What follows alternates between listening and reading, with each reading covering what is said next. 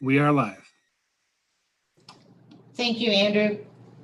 At this time, I'd like to reconvene back into open session, that it's 5:02 p.m. I'd like to report that the board took no action in closed session. And I'd like to, at this time, ask Dr. Holton if he'd like to lead us in the Pledge of Allegiance. Everyone, if you could please stand. Put your right hand over your heart. Ready, begin.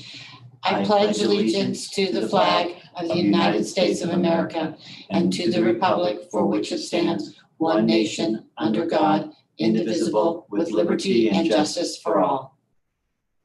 Thank you.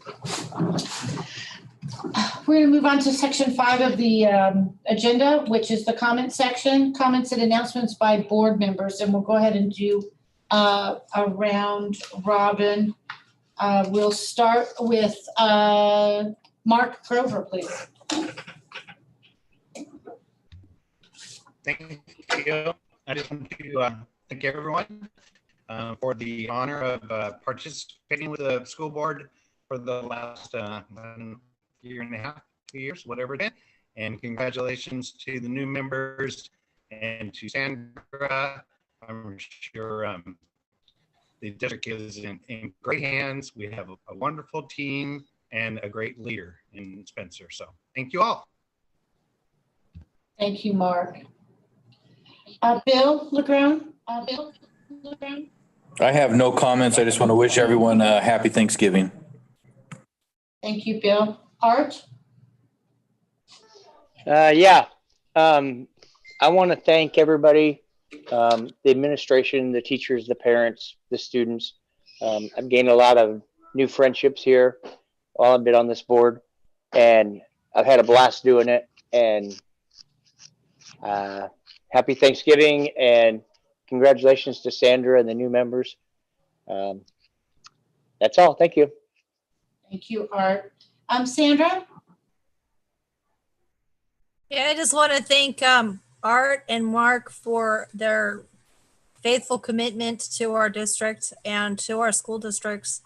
And I just want to wish everybody a happy holidays and please stay safe. My thoughts and prayers are out with all of you. Thank you. And, I'm going to, echo, Mark and Art, very sorry to see you go. Sandra, glad to have you remaining on and looking forward to working with the new board members. So yeah, thank you again, Art and Mark, for everything that you've done. Dr. Holden? So at this time, want to let the community know that the ballots have not been officially, approved yet. But Mark and Art are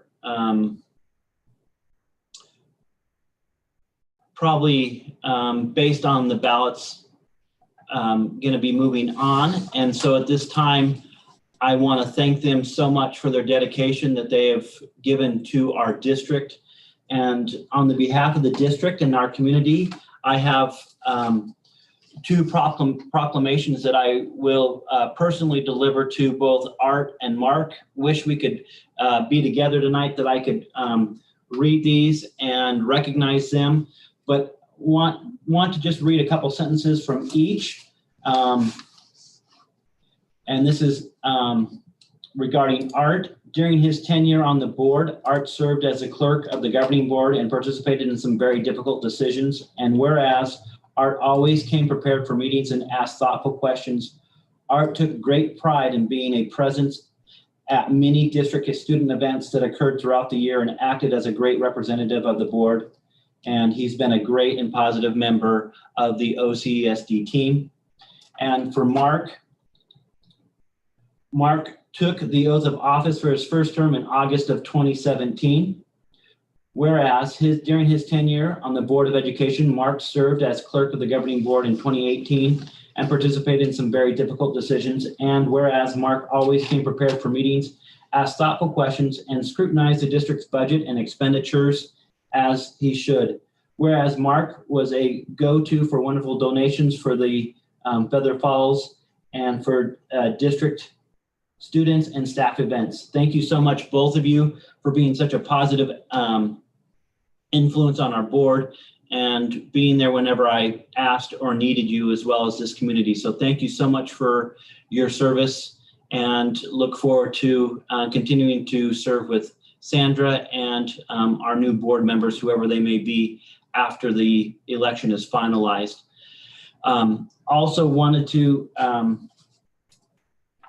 talk a little bit to the community today. We will be discussing as a discussion item the opening of schools and the saying of opening and the possible traditional reopening later, sometime later this year.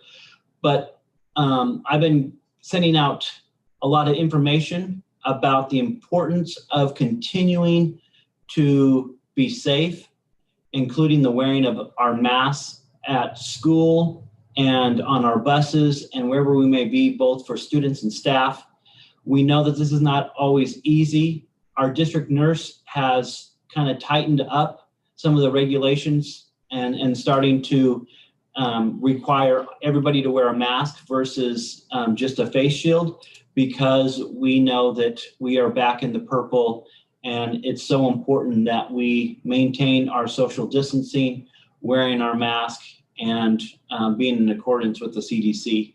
So with that being said, I just want to remind everyone that we're working very hard to keep our district safe.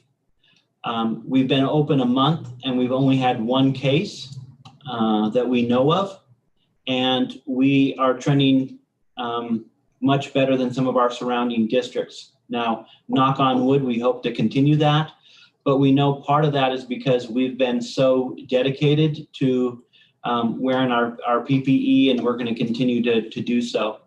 Want to let you know that we have a district registered nurse who's working tirelessly to help us stay in compliance and help us keep safety throughout our schools. And she's been doing a tremendous job in all that she does. And I want to recognize Terry Woods for her great work. So thank you, Terry. And we'll continue to be very vigilant. I do want to share with the community also that the one case that we had within our schools was not school related and was contracted through a family member at home that was living with the family. So with that being said, thank you for all that you do, and we'll continue on. Thank you, Pamela. Thank you. Comments and announcements by administration. Janet? Good evening. So first of all, I would like to say thank you to Art and Mark for being on the board. I haven't been here very long or worked with you very long, but I know it's a lot of commitment. I think people don't know sometimes how much time and work goes into being a board member. And since I've been here, I've seen you guys do a great job. And so thank you very much for all the service that you have done for the community. It was great to work with you. Congratulations, Sandra, on your reappointment. Look forward to working with you for the next 4 years. I think it's 4 year, right? You guys are, yeah. And I also wanted to give you a quick update. Last time I think I had talked that I'm still working on the DOJ settlement, and you had asked what I was working on. There's 3 big areas in that settlement. One is data. They want a lot of data collected monthly, quarterly, that we'll be reporting to them. So we've been setting up our systems for that. They really want alignment from board policy to everything we send out to our actions. And so Kim has been working on the board policies of getting them in alignment. And then we're working on all of our documents lining up. And then we make sure school to school, all of our processes are the same. Then the third area that we're working on is a lot of PD that is being required from the DOJ. And that's just starting to roll out now. And it's probably more PD than the teachers are used to. And that will be different, but in order to meet all of our trainings and all of the requirements that they want, this year is going to be heavy with the PD. And it's all focused around PBIS And next year it'll be around restorative justice and also about trauma-informed instruction in SEL. So those are kind of the big ideas. 2 things coming up. November 30th, we'll have our first supportive school climate advisory committee, and you are welcome to join that if you are interested. And on December 1st, I'm in the process of setting up a community meeting where we review some of our school data, and we are going to be doing that 2 times a year according to the requirements. And so you're welcome to join that too. That's it. Thank you, Janet. Kimberly, Tyler? Oh, yes, you are here. Hi, Kimberly. Thank you, Art and Mark, also. It has been an honor to work with you and to see your dedication. And congratulations, Sandra. I am looking forward to working with you, continue working with you. Similar to what Janet is doing, I've been doing a lot of compliance documents, getting them finished and submitted, some of them to the DOJ and some to the state. And I will be sharing about one of the major ones we've been working on since February, later on in this board meeting. Thank you. And Andrew James. Good evening, everybody. I'd like to first congratulate Sandra and the other candidates, whoever ends up winning. Looking forward to working with them. Sandra, I look forward to continuing to work with you. You've been our constant board member, you and Bill, for me. For Art and Mark, I really enjoyed working with you in your capacity on the board. Mark, I have a hunch you'll probably be back. And Art, I have a feeling I'll be working with you through the Wyandotte stuff for a long time. So this isn't goodbye, it's just a change of seats. I just wanted to say I'm very hopeful now that we have some new vaccines that have been announced. They're projecting that this could be this school year, at the end of this school year, would be the end of potentially the pandemic and the potential to go back to school like normal at the beginning of next school year, which is a great hopeful sign and a sign we've been waiting for. And with that, I'll turn it back over to you. Thank you. Comments by the public, item C under section 5, in the comment section. At this time, the board will extend an invitation to interested parties who wish to speak on matters which are school related. You may email your comments and questions to backpack@ocesd.net. Please include your first and last name in your email. Comments and questions will be read into the record and or addressed during the meeting. However, emails received without the sender's name will not be shared during the meeting. The Brown Act does not allow the governing board to discuss or take action on any item that is not posted on the agenda. And at this time, Andrew, I'd like to ask you if there's anything in that backpack@ocesd.net email. Yes, there's 4 messages. And I think I've sent them all over to Spencer. Spencer, I just sent you the last one. Okay. All right. I have, I will read the ones that I have, Madam President, and then if there's any outstanding ones, Andrew, please let me know. This is from Beth Parmentier, Oakdale Heights TKK teacher, and she wrote, "Dear board members and superintendent, on the agenda is the retirement of Cindy Lloyd. She has been an aide in my TKK classroom. She will be missed. I wanted to thank her for her dedication and compassion for our students. She is caring and comforting and well loved by all the students. She has provided academic teaching along with social skills. During these trying times, she has been an invaluable asset to our class. She is always willing to help out and go above and beyond. I wish her the very best and thank her for her years of service in our district. Enjoy your new adventures, Beth Parmentier." Thank you, Beth. Next one is also from Beth Parmentier. "Hello, I have a clarifying question on the report for significant disproportionality and comprehensive coordinated early intervening services plan. It lists Michael Williamson as the Director of Personnel, Dr. Holtum does not have this by his title. Has Mr. Williamson been assigned this position completely?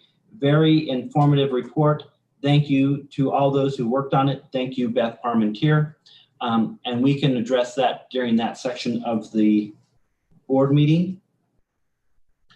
The next one is Beth Parmentier, Oakdale Heights TKK teacher, and she's also the president of the Teachers Association.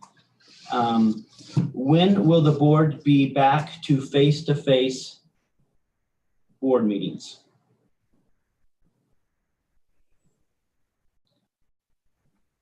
Thank you, Beth. And then I have one more. And it says, this is also from Beth Parmentier. Hello, Art and Mark. Thank you for your time on our school board. Your dedication has been appreciated. Sandra, congratulations on your re-election. Beth Parmentier, OETA president and TKK teacher. Andrew, was there any other comments that I may have missed? That is the sum of the comments. Okay, thank you. Thank you. We'll move on to item 6 on the agenda, the discussion session. And the item there is the reopening of OCESD schools in a traditional in-person instructional model. Thank you, Madam President. So I asked Kim 2 weeks ago to place this back as this a discussion item on our board agenda, where at that time we were still in the orange quadrant and our COVID cases were trending fairly moderately. Since then, our COVID cases in our county, including our state, have taken a turn for the worse and are spiking again. And so as part of this conversation of being in school and the reopening of school, I wanted to have a conversation with the board. I'm at this point in time, I'm getting a lot of questions on where we're at and where the board stands as far as going back into full distance learning. A couple weeks ago, when we were trending much better, I was thinking that after the holidays, we might start looking at the viability of coming back in more of a traditional sense with maybe some different moderations. But at this time, things have greatly changed. We're back in the purple, and I'm actually, after listening to our governor on Monday and his press release, I think that the state might actually start looking at doing more and more restrictions, not only with our businesses in our state, but also with the educational program. That's just a hunch that I have based on what we've seen in the past and things that are kind of trending right now. Now, I was on a superintendent call this morning with all the superintendents in Butte County, including our county superintendent, Mary Sakuma. And currently, all the districts in our surrounding areas plan to continue with the hybrid model, offering the 3 different platforms that we also offer, which is the hybrid, which is the in-person 2 days a week, distance learning, and then we have our independent study or IFLC. Now, I have had 32 parents reach out to the district since Monday when we went back into the purple. Now, I do want to explain to the board and to the community that on Monday, the governor changed up some of the monitoring systems that the state was usually using. Typically, when a county was starting to trend negatively with the higher amount of COVID cases, you would typically go from one stage to the next. Well, our governor, based on all the concerns, kind of changed on that criteria and moved us from orange to purple. Now, the most restrictive is purple, which we were in last year, and then red, and then orange, and then yellow. We were in orange. He skipped red altogether, and we went back to purple. And so that's very concerning because we do have trending cases in Butte County for COVID, but we haven't seen that in our district yet as far as our COVID concerns. We have had exposures, we've had contacts, but only one known case. So the conversation tonight is, where does our board stand and where do we go from here as it pertains to being in the purple and remaining open? So board, do you have any thoughts or any questions at this point in time?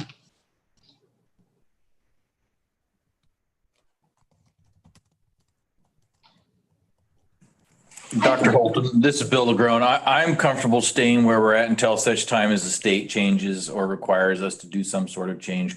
The parents that I've spoke with are satisfied with what is occurring at the school district and really need the school to be open to help them also survive this time. So, I think it's incumbent upon us to do that. The trending cases that are attributed to our county mostly aren't in our city. It's a little bit north of us. So my position is I think we should just stay where we're at until such time as we're forced to do something different. Thank you, Bill. And Pamela and then Art, I just want to make a comment based on what Bill shared. Most of the trending cases that we know right now are trending in the age groups of 18 to 24. Obviously, that is not the age group that we serve in our district. I also want to let the board know that since Monday, we had 32 parents that have called our schools asking to go from in-person hybrid model back into the distance learning model. I have told parents that we were going to wait a week to see what our numbers were and how many people requested this so I could make the needed changes in a very deliberate and thoughtful way. Today, before the board meeting, I looked at the room that we have in our distance learning classrooms and the different grade levels that are requesting changes, the different parents that are requesting changes. And right now, we can accommodate 98% of those requests right now. So the parents that have called our schools, and what we've done is we have a Google sheet for the whole district that principals and secretaries are using. So we have one sheet that is shared by everyone, and we're putting parents and student names on that. And then it's kind of like a first come, first served basis. And again, we have 32 parents on that list, and we can accommodate all those parents. And so we'll start calling those parents as soon as I finalized all that information, hopefully by Thursday or Friday, but no later than Friday, so that we can accommodate those parents that have some of the more critical concerns at this time.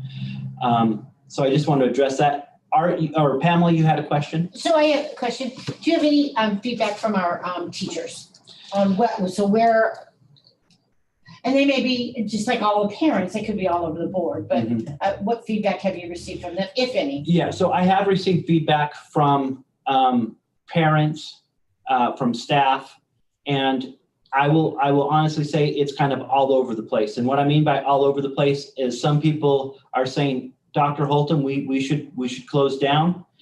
Others that are saying, hey, like what Bill LeGrone shared, our board member just now, where he says, hey, I'm hearing from parents, we want to stay open. Most of the cases are from up north. They're in a totally different demographic than the kids that we serve. Let's stay open for as long as we can. And then everything in between, where people are asking for, you know what, maybe we need to tighten up some of our PPE situations. Maybe we need to start being a little more vigilant with some of the things that we're doing. So I have heard from those people. We are listening to those people. And I have sent numerous emails both to staff and parents about the importance of tightening up some of our safety procedures. Okay, so they're everywhere. All right. Art? Yeah, I want to echo Bill.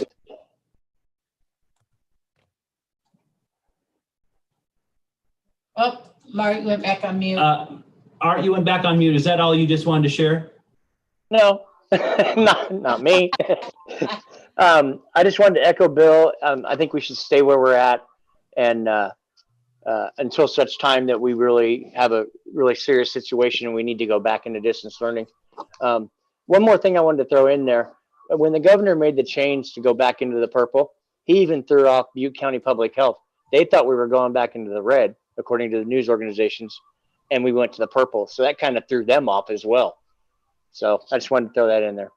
Thank you.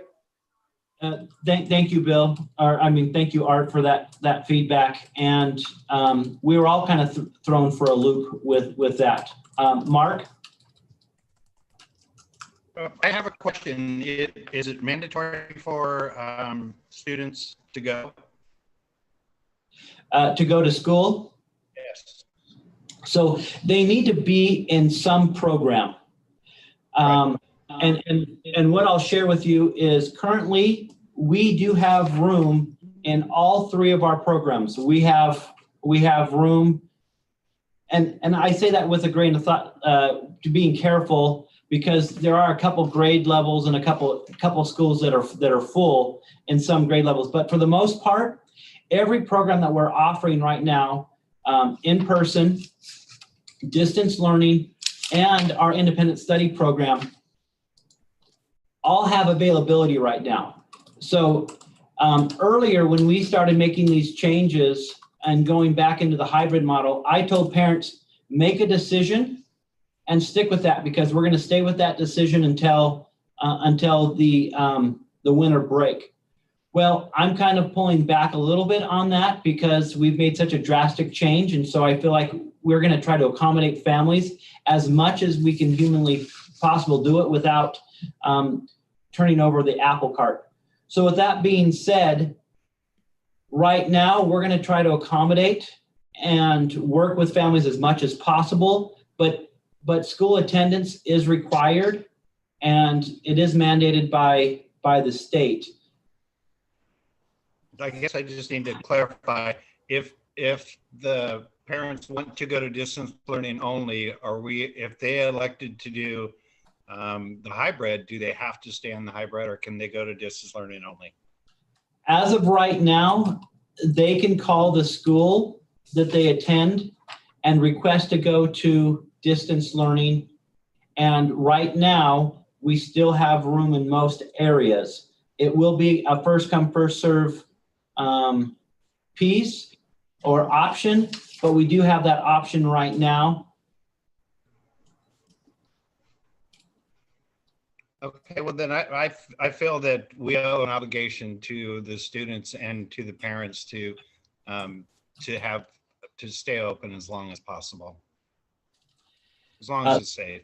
Yeah, thank you, Mark. And I'm working with our district nurse every single day, having conversations with her, getting her reaction and her expert opinion. Our registered nurse is a 30-year veteran of nursing. And so she has a great deal of experience, and she's worked a great deal with infectious diseases. And so I'm very confident in her expertise, and I am talking with her every single day. And it is important to note, thank you, Mark, that parents do have an option at this point in time. I haven't broadcasted that up until this point because I didn't want to overrun our schools with that, but we're getting a lot of requests, and we're going to work through those requests as they come in. And sir, yes, can you refresh us what the parameters are for closing down a site or the district? So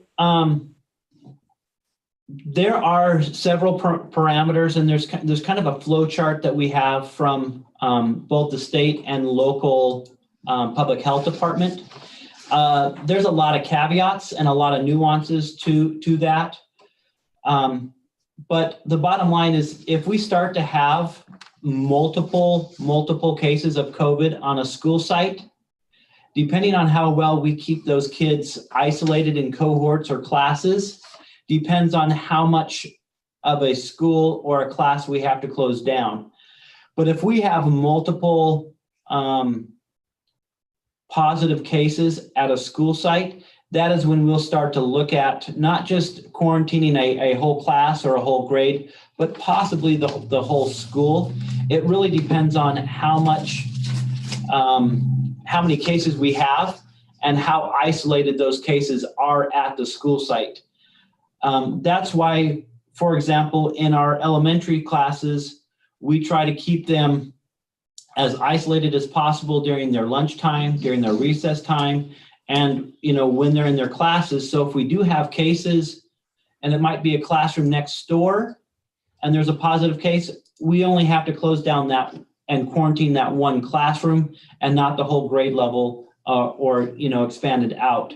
That's not always the case in schools, but because of our lower numbers, we've been able to, at this point in time, keep our exposures and our positive cases relegated to just having to quarantine that individual class that it's affecting at that time. But there are a lot more guidelines based on the numbers and how big your school is and your percentages. Thank you, Spencer. So any other questions or comments at this time? So we will continue to move forward with this. I will have this on the December board agenda as a discussion item again. As we know, this information changes on a day-to-day basis. And even 2 weeks ago, we are trending much better than we are now. And hopefully by December at this time, we'll have updated information and possibly some more direction from our state and local government based on our changes. But as of right now, we will remain open with our 3 programs that we have right now.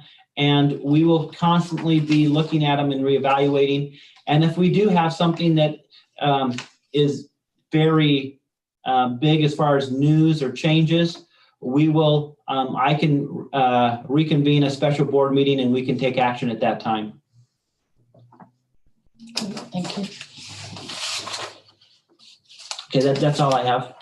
At this time, I'd like to open it up for our action session public comments. The board will extend an invitation to interested parties who wish to speak on items that are listed on the agenda. You may email your comments to backpack@ocesd.net. Please include your first and last name in your email. Comments pertaining to the items listed on the agenda will be read into the record during this time. However, emails received without a sender's name will not be read. Andrew, are there any emails in that backpack@ocesd.net email? Yeah, there's one. I just sent it over to Spencer. Thank you. Spencer?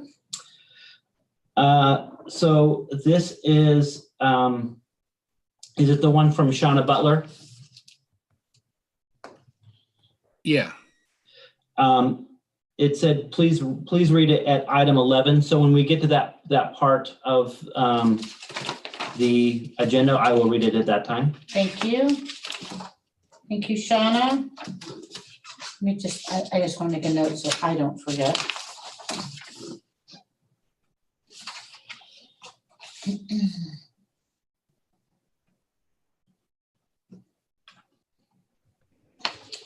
Okay. I'm going to move on to the consent agenda. Item 8. There are several items on the consent agenda, so I'm going to go around to our board to see if anyone has any comments on any of the items. Let's see, Sandra, let's go ahead and start with you. I have nothing. Thank you. Okay, thank you. Art, did you have any concerns with any of the consent agenda items? No, I do not. Thank you. Look at this. Bill, any concern with any of the consent agenda items? I have no comments or questions. Thank you. And Mark? No, I'm clear. Thank you. And Pamela Hamilton also is clear on any of those. So we will move to item H on that section of the agenda. Madam President, Yes. I'd like to make a motion that we approve the consent calendar as agendized. Thank you, Bill. Thank you. I was just gonna say that, yeah. And may I get a second? Second. You have 2 seconds. We'll take a second from Sandra Barnes on that. And then we will do a roll call vote. Bill? Yes. Sandra? Aye. Art? Aye. Mark? Aye.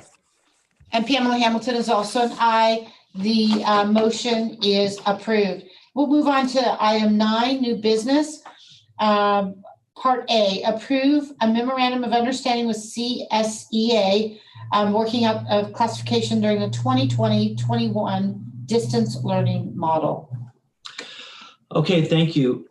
It is recommended that a memorandum of understanding with the California School Employees Association be approved.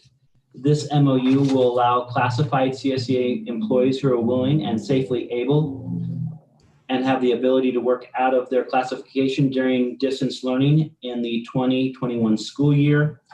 And what is this? One of the major reasons why we're doing this is because we have CSEA members who are helping with the cleaning of campuses on a daily basis. We have a lot of, for example, campus supervisors. I saw a campus supervisor today who was wiping down doorknobs and wiping down high touch points at Stanford Avenue School today. And what this allows this to have happen is employees that are normally in one classification work outside of other classifications to help with our needs right now, specifically with our cleaning needs and filling in for people who have taken leaves due to the COVID. So this just allows us more flexibility with both the union and with administration. Or does anyone have any concerns or questions? Madam President, I do have 2 questions. Will these folks that are cross-training, will they have commensurate training and pay differences if their level is different? Yes, for the people, the answer is yes, they are receiving training, and yes, they will be receiving the differential in pay if they're in a different working class. Specifically, we've had Joe Vaughn, who is a retired custodian, who is a longtime custodian at Stanford, doing a lot of our training for the cleanup, both for our new custodians and for the people who are doing some of our support, and they are receiving that pay. And that pay for that specific, those jobs are specifically coming out of CARES Act money that's specifically designed to help us with our cleaning process. Our cleaning process, and this is not the only places that people are working out of class, but that's one of the primary roles of this MOU. Did you have a second question, Sandra? And then we'll go to Mark. Mark? I just want to thank all the staff. In my opinion, our schools are an essential business, and I appreciate everybody rolling up their sleeves and doing what has to be done to keep them safe and operating. Thank you. Thank you.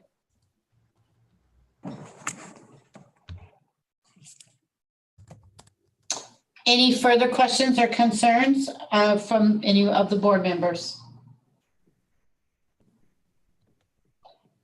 May I get a motion to approve the memorandum of understanding as presented with CSEA working out of classification during the 2020-2021 distance learning model.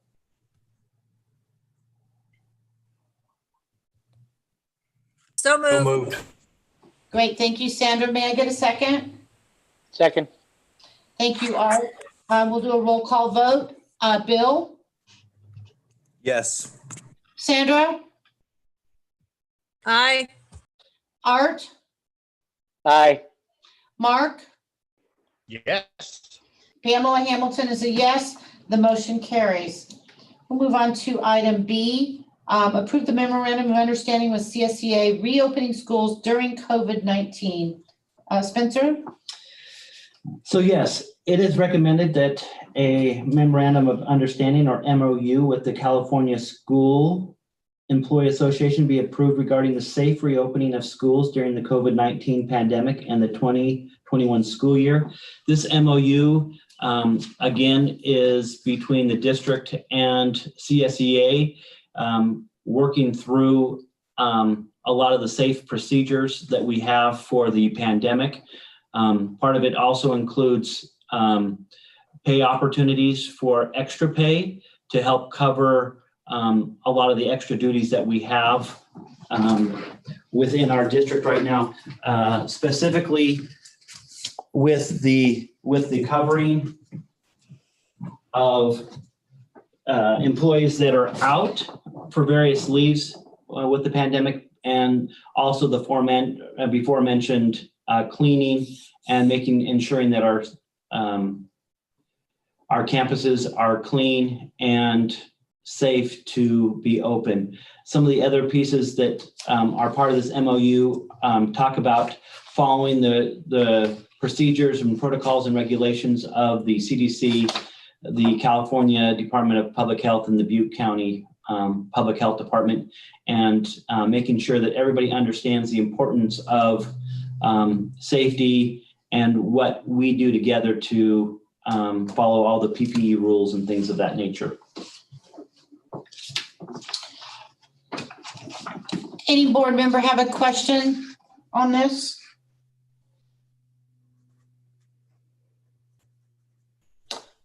May I get a motion then to approve the memorandum of understanding with CSEA regarding reopening of schools during the COVID-19 as so presented? So moved. Thank you, Art. And may I get a second?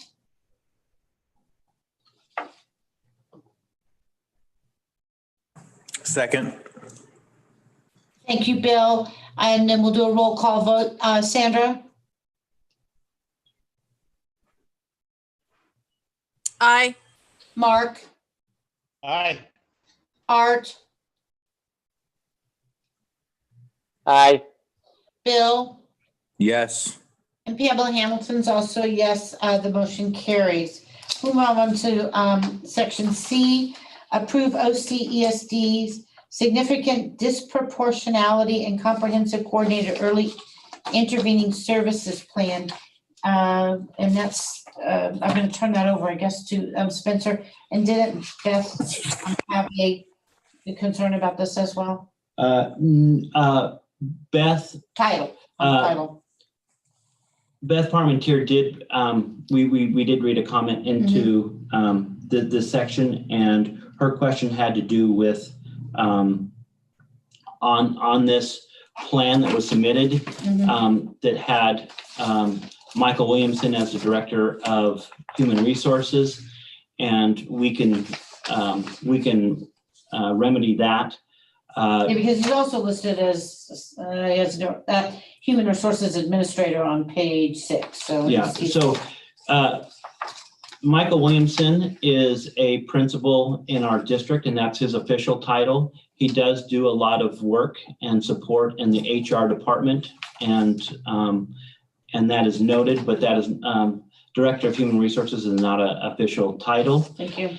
And at this time, I'd like to turn the time over to Kimberly Tyler to share a PowerPoint with the district and the board. Thank you. Good evening, and yes, we will make that correction on the CSES plan. So I'm going to try to share. the screen and view. So the CSES plan is a very comprehensive and complex plan that is 28 pages long. So what I did is create a PowerPoint that is going to summarize the work that we've been doing, and you can go along with the parts of the plan as I go, and you'll be able to see that the plan is in 3 different phases, and it will go into and touch on the 4th phase. Significant disproportionality is when a LEA has a significant disproportionality for 3 consecutive years based on race or ethnicity in these 3 areas.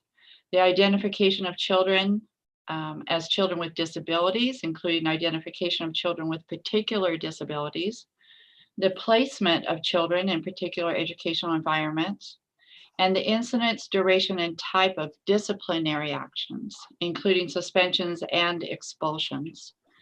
OCESD was found to have a significant disproportionality in white students identified as emotionally disturbed, or ED. So this is our historical data. You can see that in 2016-17, the district was at its all-time high of 20 students, which gave us a risk ratio of 4.21. All the risk ratios have to be under 3.0. So we were over that year. I began my position in 2017, and we implemented some trainings and was able to bring that down to 13 students. We started the 2018-19 school year with 12. Unfortunately, we did have a large event that happened that year, and OCESD had 91 special ed students enroll in our district that year, including 6 white students that were already identified in the area of emotional disturbance. Many of them have now moved out of our district or matriculated to high school.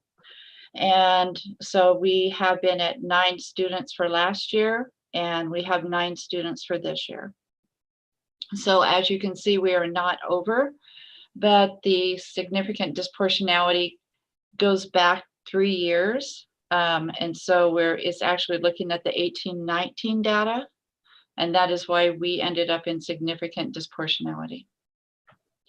So the significant disproportionality has a 4-phase process. Phase 1 is getting started.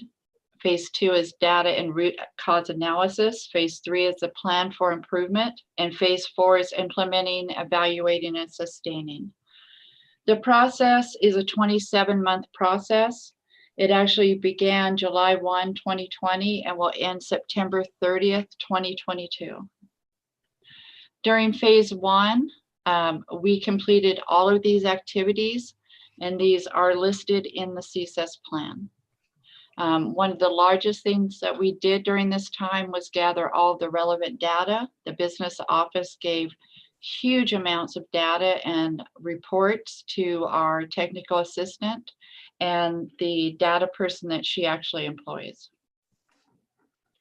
We then moved into phase 2. We completed a local educational agency initiative inventory where we looked at our LCAP and our other initiatives within the district to see what we were already doing. We then did a self-assessment tool.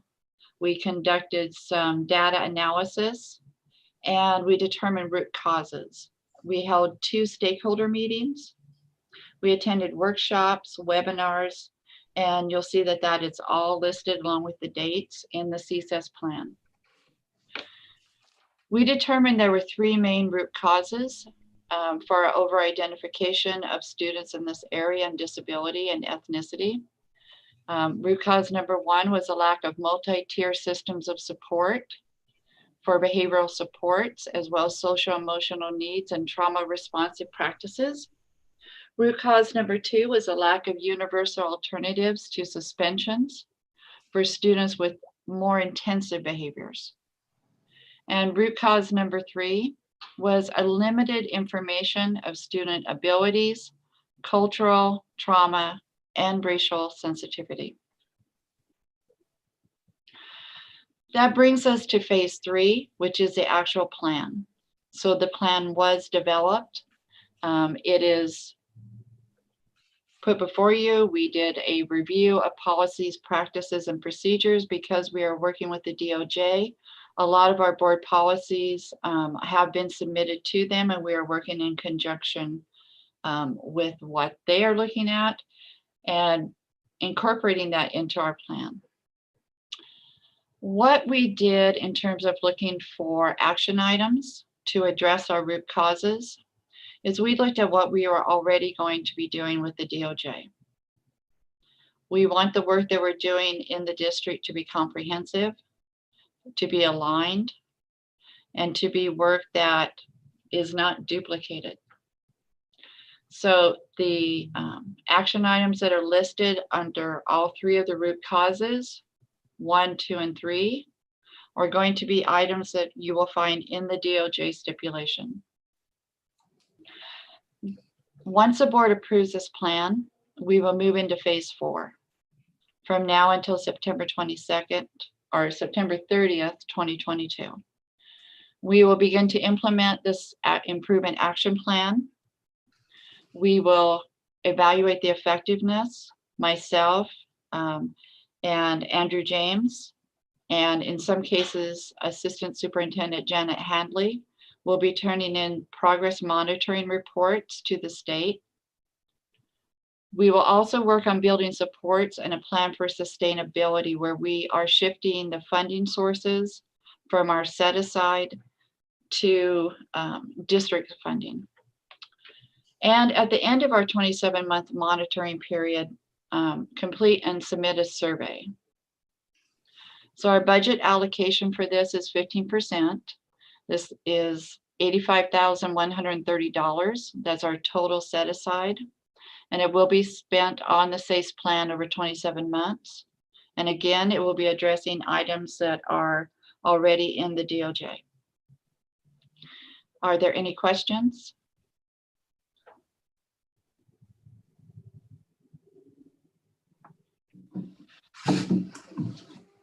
So I just have a comment. Thank you very much, Kimberly. This was a very thorough report that you condensed into a 5-minute report for the board. And that was at my request because it's very comprehensive and very important. What I would like to point out to the board is that 5 years ago, we had over 20 students or 20 or more students in that program. And since then, we've steadily gone down. The catastrophe that Kimberly mentioned in 2018 was the Paradise Fire, where we received a huge influx of students from Paradise. 6 of those students were ED. And even though they technically weren't our students, once they moved into our district, they became our students. But since then, we've steadily gone down and become more and more compliant with what we need to do. But as Kimberly shared, we have to submit this report to the state because in 2018, 2019, we were disproportionate because we had a high number. But as you can see, we were already working on it. We had already identified the issue. And since I've been in the district, I've worked heavily with Kimberly trying to mitigate and train and try to get our numbers of special ed in a more manageable number because we are much higher than the state average. But Kimberly's done a great job at kind of whittling that away, getting some better programs in place so that we don't have as many kids that need to be qualified for special education. So thank you, Kimberly. I don't have any questions. I just have one quick question. Go ahead, Sam. Can we get sent a copy of the PowerPoint emailed? Awesome, thanks. Sure, I can do that. Thank you. Okay. And if the board would like a complete report that we submitted to the state, please just request that from me, and I'll ensure that Kimberly gets you a copy of that. It is rather lengthy, but it does tell the bigger picture. I have a couple of questions, Dr. Holtum and Kimberly, if I could. We throw the term out ED I know what that is in this reference, what we're talking about. Is that a medical diagnosis or are we just deciding that? No, actually, there's a very clear criteria.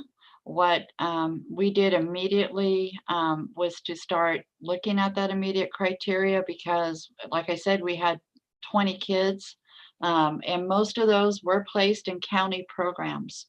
And so when I stepped into this role, we had, I believe, 10 children in bases.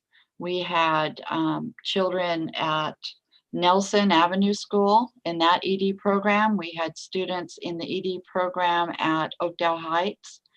And we were immediately looking at root causes. And some of the criteria that we had to weed out, and part of this was SELPA training, was the difference between conduct disorder, social maladjustment, and emotional disturbance. Since emotional disturbance is one of the 13 disabilities and has clear-cut criteria, we wanted to make sure that the psychologists and other people who were doing the assessments and making the determinations were clear as to what the actual criteria was.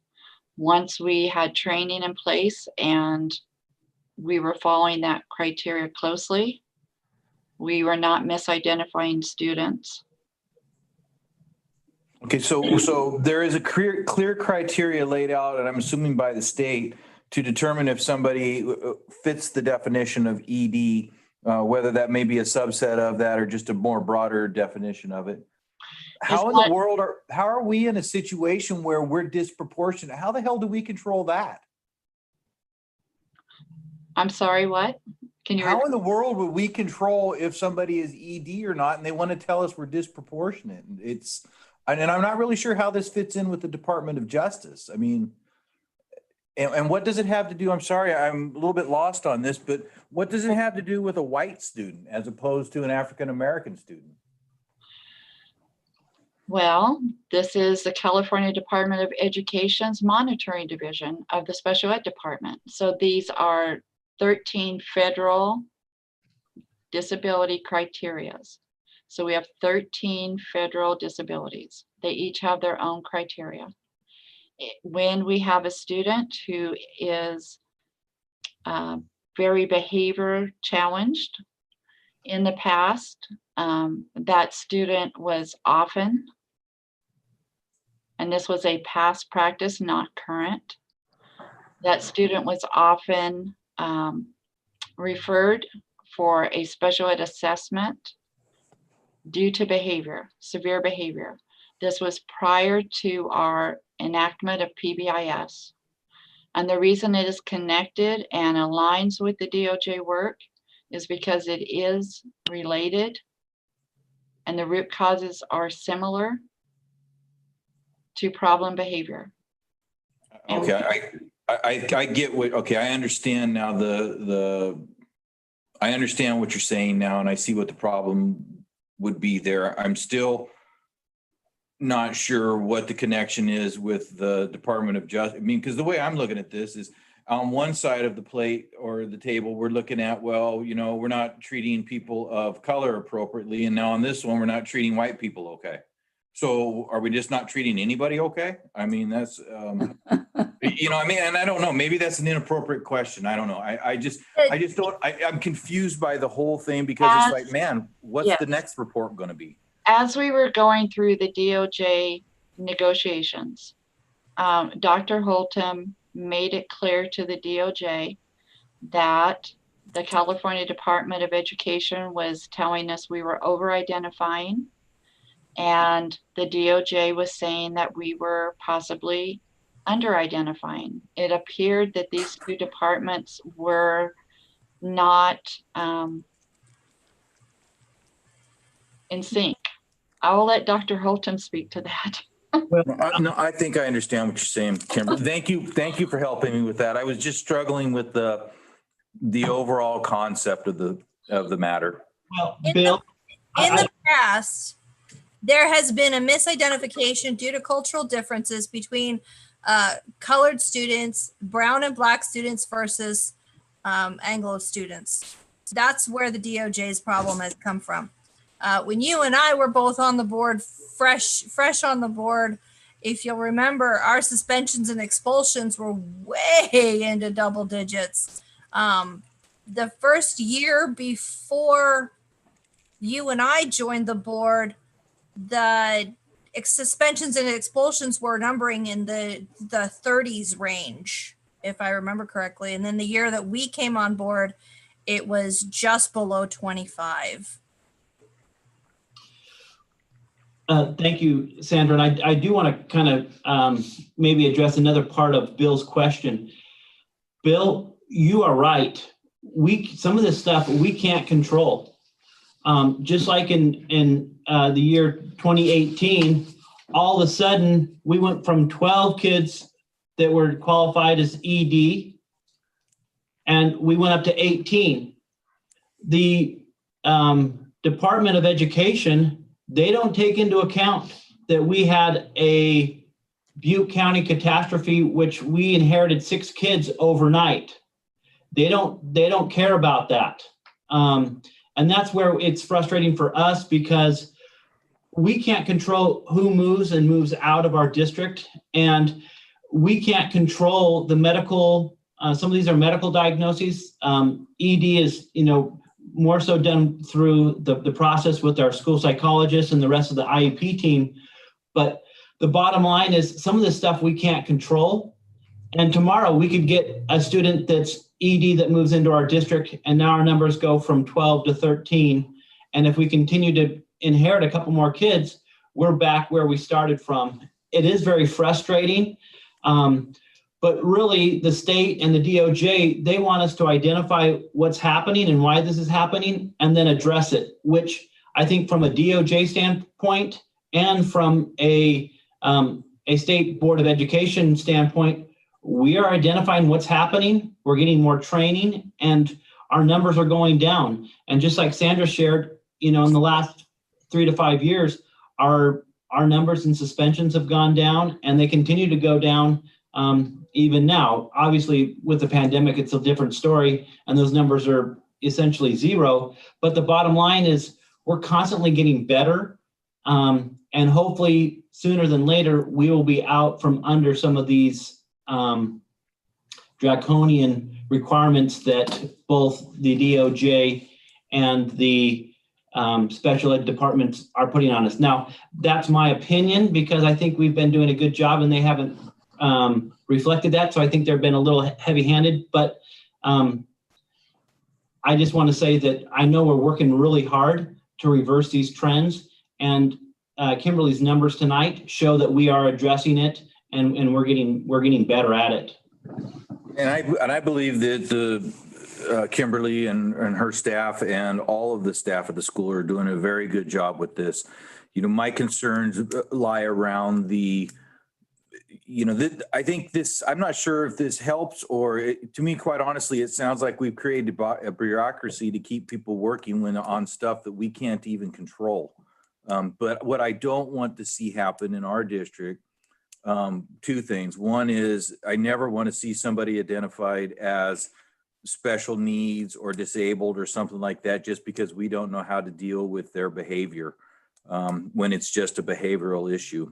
The other thing I don't want to do is ever overlook somebody because we're afraid to identify them as what the problem is that they are having, because I think every child deserves an equal opportunity, an equal shot, whether they're special ed or they're ED or whatever. But I'm not sure these things ever help, as because they make people almost gun shy to say, hey, that child is ED and needs additional services because, I don't want to mess up our numbers. And it really, it actually upsets me if we were using special ed as a way of, for lack of a better term, of how to discipline a child that is just one that's full of, what all the time. I mean, so and I'm sure they come along, but anyway, I think you guys are doing a great job. I just struggle with these things. I appreciate the extra time of explaining this to me. Well, and Bill, I agree with you 100% right there. We want to make sure that we find that happy medium, that we're helping the kids that need that help, and we're addressing students who have difficulty in the classroom and in the past have been identified as special ed when really they need just alternative programs or some additional helps that are outside the special ed program. So well stated, and we'll continue to try to find where we can best make sure that we have the best programs, that we are unilaterally working with every student based on their need, based on their level, and based on how we can help them be successful. So thank you. Art or Mark, any further questions or comments? No, I think they covered it. And I'm just going to say thank you, Kimberly and associates, for doing all that work. I think it's a huge bureaucracy in Sacramento that's going to justify their existence, and they won't even recognize the whole town burning down and us getting an influx of students, and they don't care.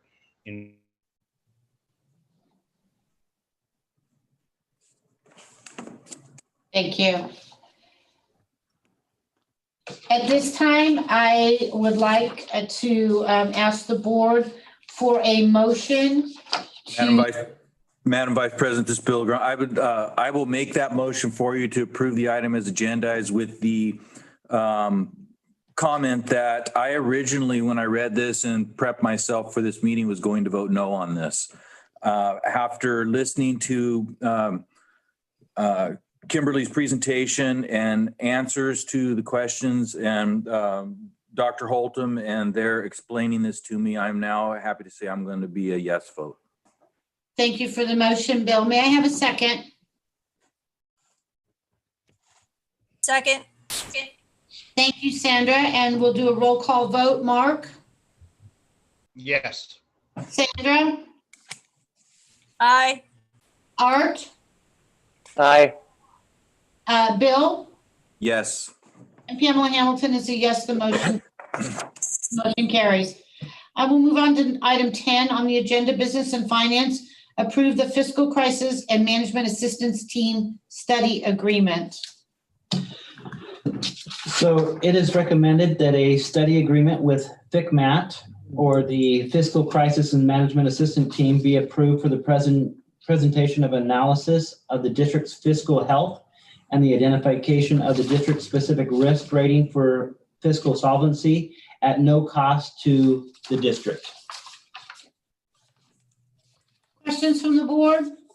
I have some questions for Andrew. If he could put in his professional input, and I know maybe we don't have a choice in who represents us or is represented to us by the FICMAT, but how does he feel about the representation here? Actually, most of this has already started. They started interviewing us. And what the representation is it's Jennifer, I want to say her last name's Noga. Noga and John Von Flew are both experienced school business professionals. The process is going to be let me back up. The process was brought on because our original budget had a deficit in the third year, even after the 45-day revision. The county office declared us lack of going concern. And that put us into an AB 1200 review. So the county office contacted FICMAT, and FICMAT is doing this review. Ultimately, I think it's going to be a good thing for the district.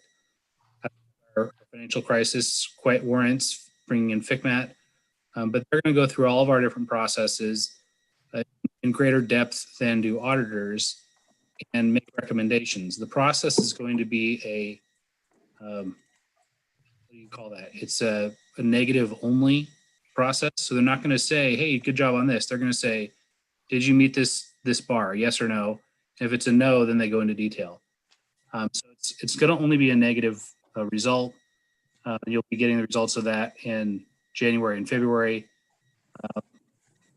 but I'm very confident with what we're doing that we will come through there without any major issues. And again, this is an in-depth pick over by two CBOs, so it's pretty in depth in my opinion. FICMAT is a very highly esteemed group in California. When you're in trouble, they're the ones you call. John Von Flew and Jennifer Noga seem totally professional, and I don't have any concerns about them at all. I will share with the board that when I first met with FICMAT, they said, "Hey, Spencer, we were totally caught by surprise. We're working with a lot of districts that are much more dire straits than your district, but nonetheless, you have some concerns in your third year out." The county, Mary Sakuma, the county soup, called me to inform me that she was gonna recommend that we work with this group.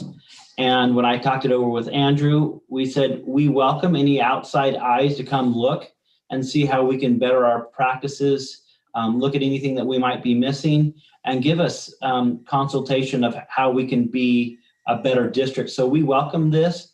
It's important to note that this is at no cost to the district and provided through the county support as they ultimately are part of the approval process of our budget. And so we recommend that you approve this and this contract so they can continue their work and come back and report to the board in a month or two. Could I ask a question about lack of ongoing concern? Can you just explain that a little bit? It's a term that the county office uses because that original budget, there isn't the measure of a qualified, positive, qualified, or negative budget. There's just, here's your budget, and the budget we adopt. So at original budget, their only option to put us into AB 1200 review would be to designate us as a lack of going concern. So that's what they did. If it were first interim or second interim, we would have self-certified as qualified or negative, whatever status we should be in, or the county office could have changed our status. But at original budget, you don't have a status for your budget. It's just here's my budget. And they say, okay, lack of going concern because we have issues in the third year. So that's effectively how it works. It's different because it's original budget compared to one of the interim budget reports. Thank you. I just thought it sounded kind of condescending, but I see what it's saying now. Yeah, it's a little bit confusing. Even the system of positive, qualified, or negative. You think about qualified, and you think that doesn't really sound bad, but it's a negative thing.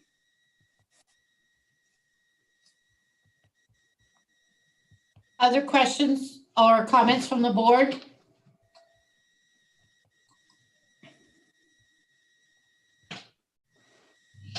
Okay, at this time, I'm looking for a motion to approve the FICMAT study agreement as presented on the agenda. So moved. Thank you. May I have a second? Second. Thank you, Art. And we'll do a roll call vote. Bill? Yes. Art? Yes, sorry. Sandra? Aye. And Mark? Aye. And Pamela Hamilton's also an aye. The motion carries. We'll move on to, let's see where we at. B, adopting resolution 20-21-07, resolution declaring the abandonment and of reconstruction of the Feather Falls Elementary School.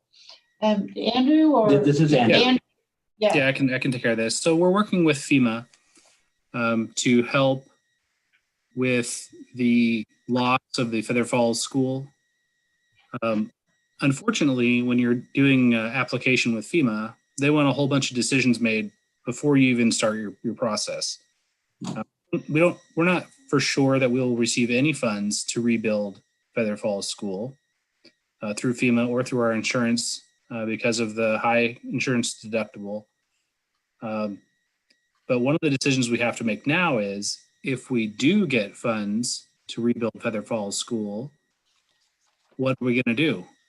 So I've discussed this with Spencer and at some degree with the board in closed session. My recommendation to the board is that we not rebuild the Feather Falls School, but we use the funds for other facilities projects within the district, which is allowable under FEMA and insurance rules. But before I could make that decision on behalf of the district, I felt it would be more prudent for the board to act to give me that directive, because I feel that, that decision is pretty major. And then should we receive funds from the insurance and or FEMA and also the California Office of Emergency Services, we would return to the board with a proposal of, hey, here are the ideas of what we could use that money for. It would then have to follow all the FEMA timelines for reconstruction. So we'd quickly be moving into construction projects should money be approved. That'll all go before the board for all those individual approvals. Thank you. Board members, anyone have a question or comment for Andrew or Spencer on this item?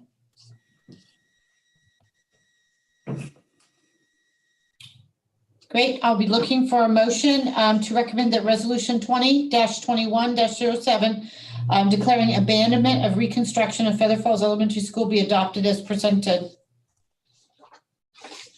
So moved. Thank you, Sandra. May I have a second? Second. Great, thank you. And as we're a virtual meeting, we'll do a roll call vote. Art? Aye. Bill? Yes. Mark? Yes. Sandra? Aye. And Pamela Hamilton's also an aye. The motion carries. Those subject C, adopt a resolution 20-21-08 authorizing technology contract under Public Contract Code Section 20118.2. Is that also Andrew? That's also Andrew. Andrew?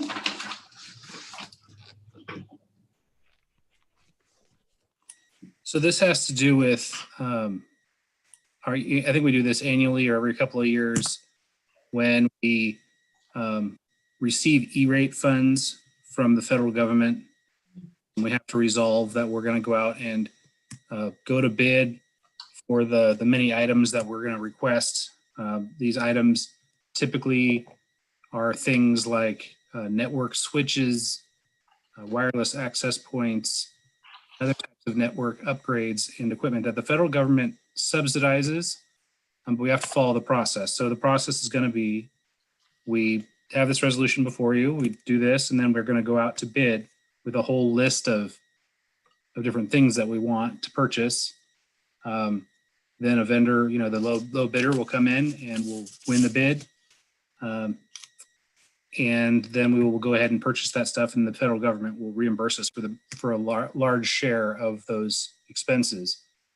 So this is something I highly recommend we do because it brings targeted network infrastructure money into the district. And in case you are curious, network infrastructure has never been anybody's first priority to spend money on. So I look at this as well worth the time. Right.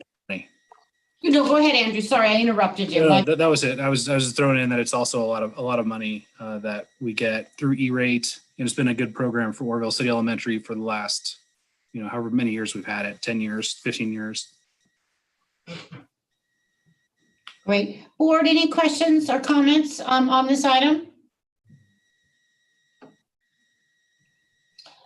At this time, I'd like to ask for a motion to recommend that resolution 20-21-08 authorizing technology contract under the Public Contract Code Section 20118.2 be adopted as presented.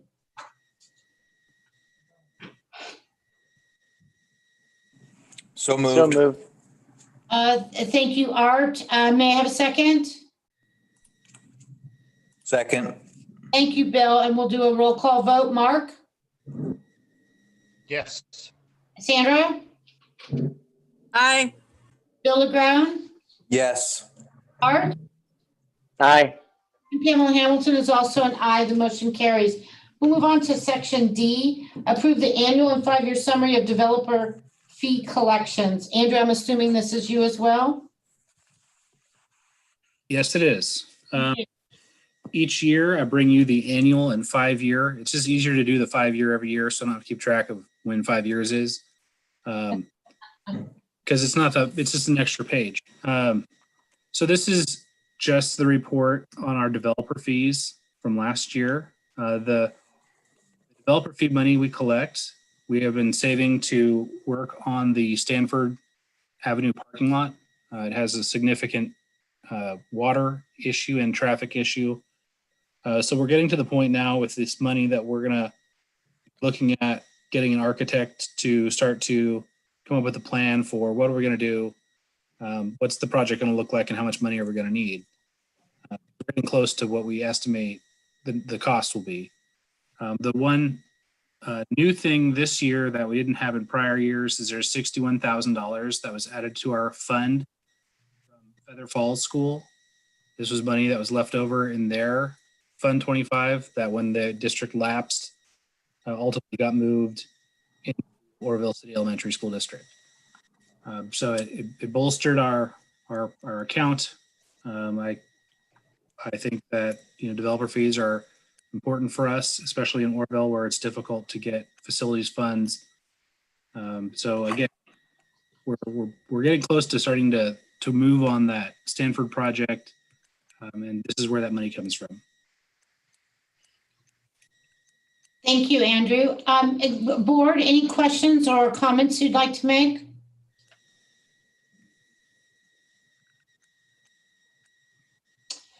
I would look for a motion then to recommend that the annual report of developer fee collections and cash flow pursuant to the government code sections as noted 66001 and 66006 be approved, as well as the 5-year report of the fees, collectors, and expenditures.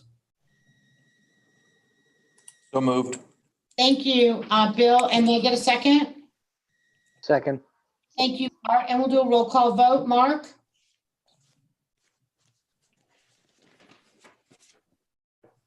Sorry, yes. Yeah, thank you, Mark. And Sandra? Aye. Thank you, Art. Aye. Thank you, Bill. Yes. And Pamela Hamilton's also a yes. The motion is approved. We'll move on to item E, which is reviewing the 2020-2021 facilities inspection tool. It's the FIT reports. And Andrew, I think I'm going to turn this one over to you as well. Yeah, so this is our FIT report. I think it's for 2021. The Office of Ed comes out annually and does its Williams walks and does our review for the FIT report. You can see there was a deficiency.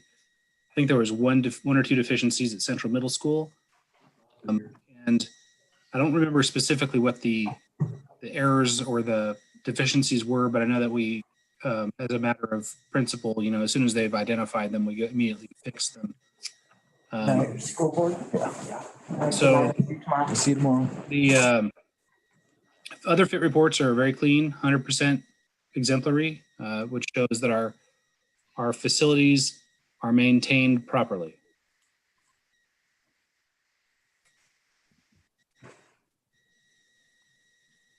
Oh, we don't have to approve it. Okay, thank you. Does anyone have, from the board, have any questions or comments on the FIT reports?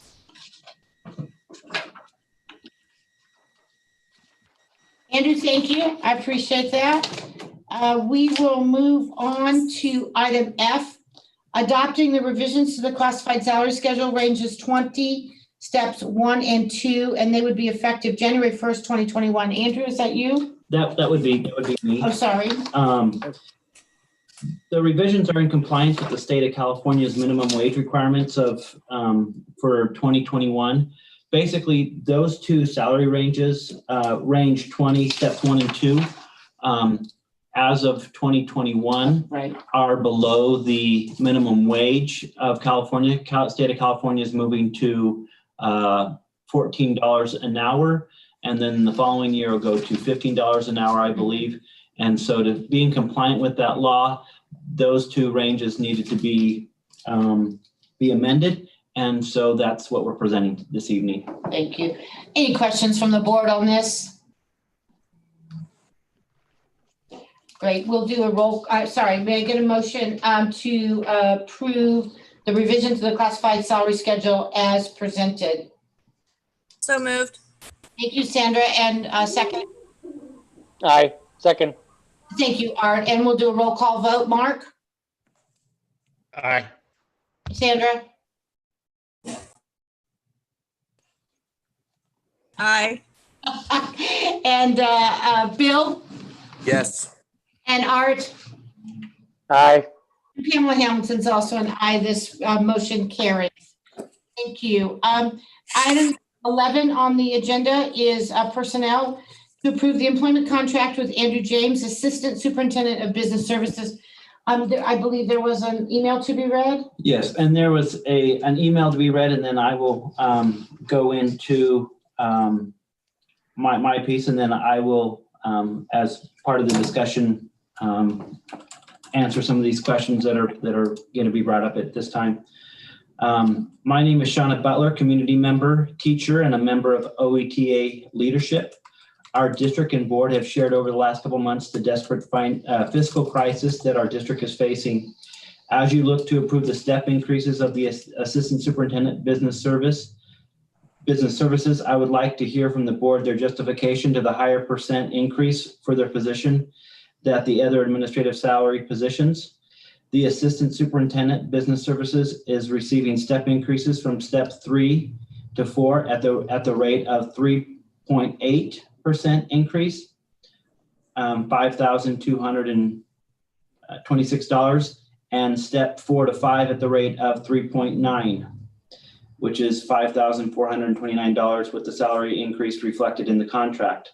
These step increases are higher than the other step increases received by the position on the administrative salary schedule. One of the positions receiving a similar yearly compensation has a step increase of 2.4, and the other with the higher compensation has step increases of 0.89.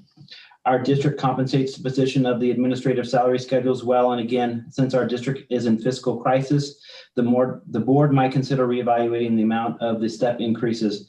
I would like to ask a board member to please explain the justification of Assistant Superintendent Business Services step increase percentage. Thank you, Shauna Butler, 7th grade teacher, Ishii Hills Middle School. So I would like to address these issues at this time, if I may, Madam President. So it is recommended that the employment contract with Andrew James, Assistant Superintendent Business Services, be approved as presented. I want to point out a couple of very important points with the salary schedule that is attached to the employment contract for Andrew James. First of all, I'd like to share that Andrew James has done an outstanding job for the district. He's an invaluable part of my cabinet team and has done a great job for the district, not only this year through the pandemic and all the ups and downs that we've had, but through the entire time that I've been here and prior to the time that I was here as superintendent. He brings with him a wealth of experience, and I highly recommend that we renew his contract. I'd also like to, at this time, address his salary. First of all, I would like to address that Andrew James only has 5 steps in his salary, other than mine, that have my salary that has 3 steps. Most of the other administrative steps have more steps than 5, including our principals and some of the other positions, but it varies across the administrative schedule. Last year, I was worked with the board to adjust this salary schedule because I have 2 assistant superintendent salary schedules, one for business and one for the assistant super of curriculum, and they were both very different. And so in an attempt to try to get them on the same page, I did a salary schedule and I did a salary research and looked at the surrounding districts around us, including some of the larger districts and some of the smaller districts, to compare the salary schedules. And this was very much in line with what I saw after my research. As far as the 3.8 and 3.9, we also looked at a lot of the other salary schedules in the district, including the teachers' salary schedule, and looked at their step increases. And the average step increase, if I recall, is that the teachers' salary step increase was 3.85 on average. Now, it varies depending on the level, but that was the average that we found. With that being said, we wanted to be commensurate with that. And so that's where we got the 3.8 and the 3.9, and that averages out to 3.8. Another very important point that I'd like to make tonight is currently Mr. James is on step number 3 of that salary schedule, but he has been in this position as the assistant soup of business for 6 years.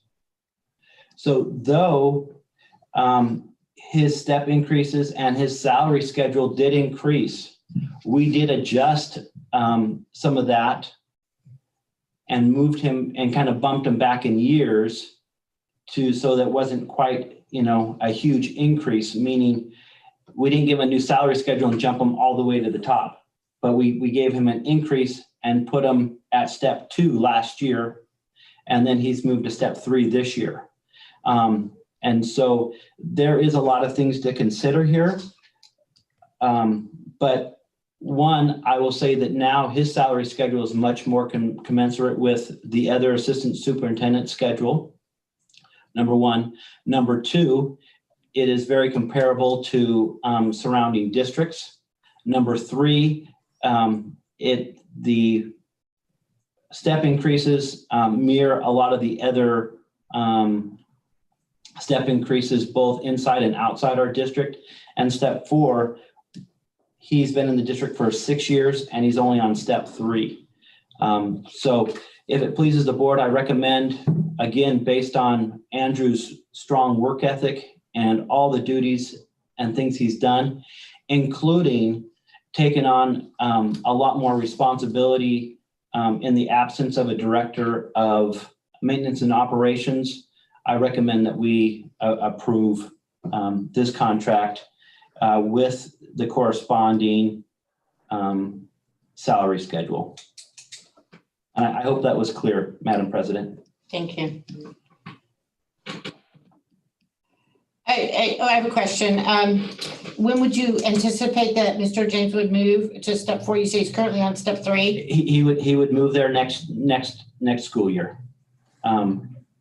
So in July 1st? July 1st Okay. of 2021. And I'd also like to remind the board that the salary schedule that is with this contract was approved last year in 2019.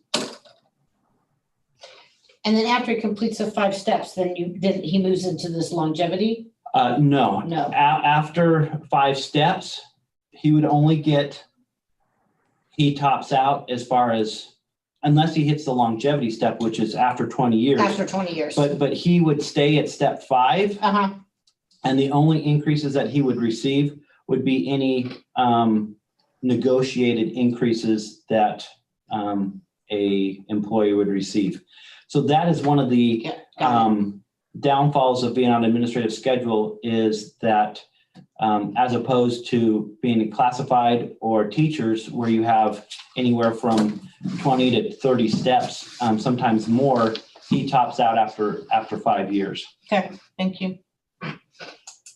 Board members, any other board member have a question or comment? I have a comment that I would like to make regarding Andrew. I understand what Dr. Holtum is saying, and I concur with his analysis. And if 3.8% is equivalent to what everyone else is getting. I know proportionally it'll be somewhat different as far as end of the day dollars. Also there's a lot more responsibility that comes with that position. Andrew has always been somebody that has always been very responsive. He's always been there for anything that was needed, regardless of what the situation was, through several emergency situations. I think that a 3-year contract is the minimum that we should be doing with Andrew. And I can tell you that in my profession, I have worked with many finance individuals, and some are really horrible and some have been fantastic. And I will put the district on notice right now. Don't approve the contract and I'll hire him tomorrow. And this is a bargain. And with that, I'll make a motion to approve this. Art had his hand up. Thank you, Bill. Art, did you have a question or comment you'd like to make before we move on to a? I just had a comment that I wanted to make. I agree with Bill and I agree with Spencer with everything they've said. And in my opinion, this is just my opinion, Andrew has done, there's only one person in this district that has done more for this district than Andrew, and that is Spencer. So these two, they are awesome. And I believe we should do it. Thank you. Thank you, Art. Mark or Cassandra, any comment that you have? I just wanted to say thank you for the question, and thank you, Spencer, for the comprehensive answer. Thank you. There's nothing I can add to that except second the motion. Okay, so I'm going to accept Bill LeGrand's motion to approve the employment contract with Andrew James, Assistant Superintendent of Business Services, as presented in this agenda. I am also going to accept Sandra Barnes' second of the motion. We'll go around and we'll do a roll call vote. Bill? Yes. Sandra? Aye. Mark? Yes. Thank you. Art? A big aye from me. Thank you. And Pamela Hamilton's also an aye. The motion carries. At this time, I'd like to adjourn the meeting, and the meeting is adjourned at 6:39 p.m. on the 18th of November. Thank you. Thank you, everyone. Mark and Art, we'll see you very soon, I'm sure. Thank you, everyone. Happy Yes, you Thanksgiving will. and be safe.